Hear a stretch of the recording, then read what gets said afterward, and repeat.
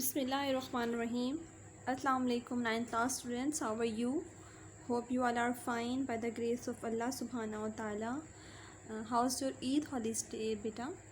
उम्मीद है कि आप लोगों की ईद हॉलीडेज़ भी बहुत अच्छी गुजरी होंगी। अल्लाह ताला आप लोगों को ऐसी हज़ारों ईदें देखना नसीब फरमाए।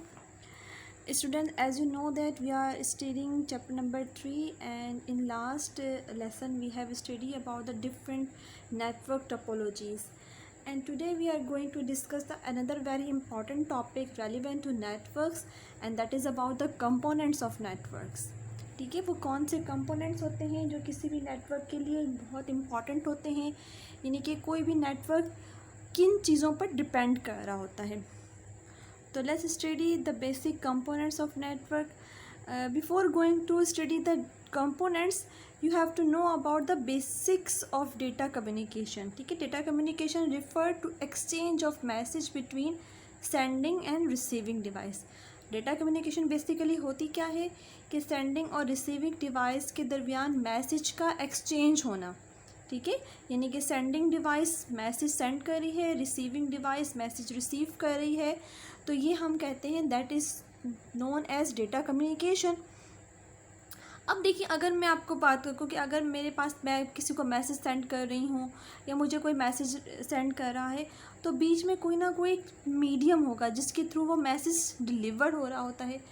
This message are actually the information which can be present in the many forms. ठीक है, अब वो जो मैसेज होता है वो क्या होती है, एक तरह का इन्फॉर्मेशन होता है, या एक तरह का इस तरह की इन्फॉर्मेशन होती है जिसके अंदर हम टेक्स्ट भी होता है, नंबर्स भी होते हैं, इमेजेस भी होते हैं, ऑडियो और वीडियोज़ भी होते हैं।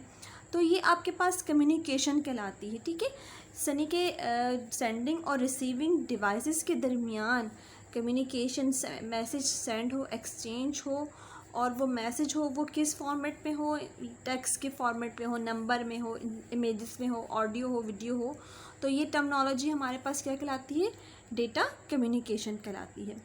अगर हम बात करते हैं डेटा कम्युनिकेशन सिस्टम की, तो यहाँ पर हम बात करते हैं तो डेटा बहुत तरह से एक जगह से दूसरी जगह पर ट्रैवल हो सकता है। A communication system use to transfer data from one point to other. The process of data transmission as well defined steps and they are execute in a particular sequence. ठीक है, जब भी डेटा ट्रैवल होगा तो एक sequence में होगा, वो सीक्वेंस के बगैर हमारा डेटा यानी कि कम्युनिकेट नहीं हो सकता है। ठीक है, for example if you want to send your picture to your friend, ठीक है ना, या फ्रॉम योर कंप्यूटर और cell phone to someone else, you need a communication system. अब जैसी बात है, अब जब तक आपके पास वो कम्युनिकेशन सिस्टम नहीं होगा, आप वो अपनी पिक्चर किसी को भी सेंड नहीं कर सकते। अब उस कम्युनिकेशन सिस्टम में कौन कौन सी चीज़ों का होना ज़रूरी है। ऑब्वियसली सबसे पहले अगर हम बात करते हैं तो सबसे पहले आप मैसेज सेंड कर रहे हो तो आप सेंडर हो, तो आपके पास एक सेंडिंग डिवाइस होनी चाहिए। वो मोबाइल फ़ोन भी हो सकता है, वो लैपटॉप भी हो सकता है, वो कंप्यूटर भी हो सकता है। उसके बाद आपके पास वो पिक्चर होगी, वो मैसेज के फॉर्मेट में होगी। ठीक है, उसके बाद फिर आप जिसको सेंड कर रहे होगे उसके पास भी वो डिवाइस होनी ज़रूरी है जिस पर वो आपकी फ़ोटो या पिक्चर आपको रिसीव करेगा। उसके बाद आपके पास पर्टिकुलर कोई बीच में मीडियम भी होना ज़रूरी है जिस मीडियम के थ्रू वो मैसेज आपके सेंडिंग डिवाइस तक पहुंचेगा। ठीक है, रिसीविंग डिवाइस तक पहुंचेगा। तो आज जो हम दो कंपोनेंट हम डिस्कस करने जाते हैं, that is sender and receiver. That is both are very main components of network, यानी कि किसी भी नेटवर्क में ये बहुत ही इंपॉर्टेंट आपके पास फैक्टर होते हैं। सबसे पहला फैक्टर आपके पास है sender. Sender is a device. ठीक है, सेंडर कोई पर्सन नहीं होता, बेसिकली ये डिवाइस होती है जो आपके पास कम्युनिकेशन में सबसे पहले इनिशलाइज, यानी सबसे पहले जो आपके पास कम्युनिकेशन में स्टार्ट होती है वो कहाँ से होती है, सेंडर से होती है। It send message. ठीक है, अब वो जो मैसेज होता है वो टेक्स्ट की फॉर्मेट में हो सकता है, नंबर्स में हो सकता है, पिक्चर में हो सकता है, ऑडियो में, वीडियो में। ठीक है, तो आपके पास जो कंप्यूटर होगा जो मैसेज सेंड कर रहा होगा, आप लैपटॉप भी कह सकते हैं, आप उसको मोबाइल सेल फ़ोन भी कह सकते हैं, ये सारे आपके पास क्या कहलाते हैं, सेंडर कहलाते हैं। सेंडर वो डिवाइस होती है जो आपके पास क्या होती है, मैसेज को सेंड कर रही होती है सम डेस्टिनेशन। उसके बाद very important factor second one आपके पास होता है रिसीवर। रिसीवर क्या होता है, रिसीवर भी एक डिवाइस होती है। Receiver is a device that receive a message. Also called a sink, या आप MCQs के लिए इसको अंडरलाइन कर लीजिए कि ये आपके पास सिंग भी कहलाती है।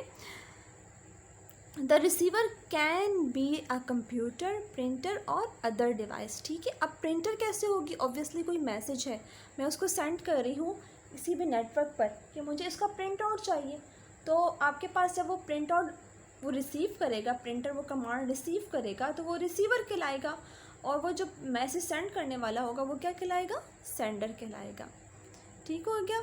उसके बाद तो थर्ड वेरी इंपॉर्टेंट कंपोनेंट होता है किसी भी नेटवर्क का, वो है that is a message. Message is a data और information to be communicate. Message वो डेटा होता है या वो इन्फॉर्मेशन होती है जिसको हमने कम्युनिकेट करवाना होता है, यानी कि जो सेंडर सेंड कर रहा हो और रिसीवर रिसीव कर रहा हो। It consist of text, number, picture, sound, video और any other combination of these.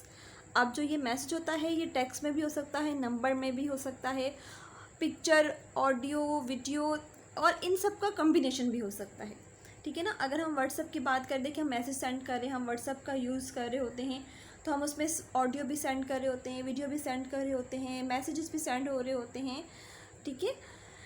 In data communication system a message is send in the form of packets. ठीक है, पैकेट्स की फॉर्म में आपके पास मैसेजेस आ रहे होते हैं। Each message has 2 part.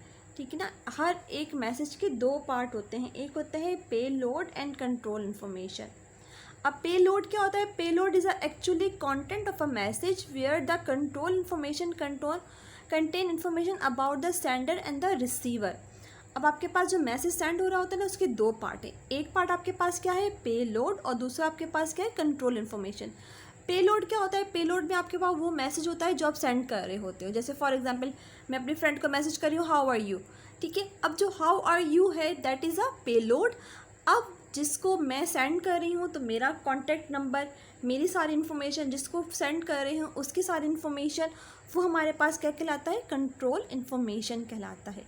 Control information is also called header of a message. ये underline कर लीजिए बेटा कि आपके पास सबसे पहले आपको पता होना चाहिए कि ईच मैसेज है 2 पार्ट होते हैं। ठीक है, ये आपके पास MCQs में आ सकता है। और उसके बाद आपने सेकंड आपने अंडरलाइन करना है कि आपके पास जो कंट्रोल इन्फॉर्मेशन होती है वो आपके पास क्या कहलाता है? हेडर ऑफ मैसेज भी कहलाता है।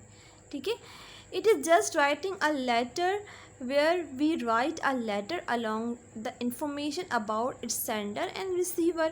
In this example, your letter is payload is requires the control information in order to dispatch and get a reply. बिल्कुल इसी तरह जैसे हम लेटर राइट करते हैं तो जो लेटर का कंटेंट होता है, जो लेटर एक्चुअल होता है, वो आपके पास क्या कहलाता है? पे लोड कहलाता है। और आप उसमें नीचे आप अपना एड्रेस राइट करते हो, जिसको सेंड करना है उसका आप एड्रेस राइट करते हो, तो वो हमारे पास क्या कहलाता है? वो हमारे पास कहलाता है कंट्रोल इन्फॉर्मेशन कहलाता है। अब नीचे आपके पास यहाँ पर एग्जांपल दी हुई है। Suppose you want to distribute your book of 8 class or to different pupil and it is possible that the reception of the pupil book may write you a letter of thanks. ठीक है, अब आपने अपनी books अपने किसी friend को send की, तो जब आपका जो लेटर आपको आपका फ्रेंड राइट करके सेंड करेगा, तो जो लेटर में आपके पास होगा वो आपके पास क्या कहलाएगा? वो आपके पास कहलाएगा पे लोड। और जो आपकी फ्रेंड का एड्रेस होगा और जो आपका एड्रेस होगा वो आपके पास क्या कहलाएगा? Control information. और कंट्रोल इन्फॉर्मेशन को हम और भी क्या कह सकते हैं? हम कहते हैं हेडर ऑफ अ मैसेज। सो बेटा that's all about today's lecture. आप लोगों ने सेंडिंग डिवाइस, रिसीविंग डिवाइस की डेफिनेशन लर्न करनी है और साथ में अपने मैसेज की भी आपने डेफिनेशन लर्न करनी है। ठीक है, ये लॉन्ग क्वेश्चन आपके पास है, इंपॉर्टेंट कंपोनेंट्स ऑफ नेटवर्क, इसको हम साइड बाय साइड इसी तरह लर्न करेंगे तो इंशाल्लाह आपका लॉन्ग क्वेश्चन भी इसी तरह लर्न हो जाएगा। अपना ख्याल रखिएगा। लेक्चर के साथ मिलते हैं। फ़ी अमानिल्लाह। अस्सलामु अलैकुम वरहमतुल्लाहि वबरकातुहू।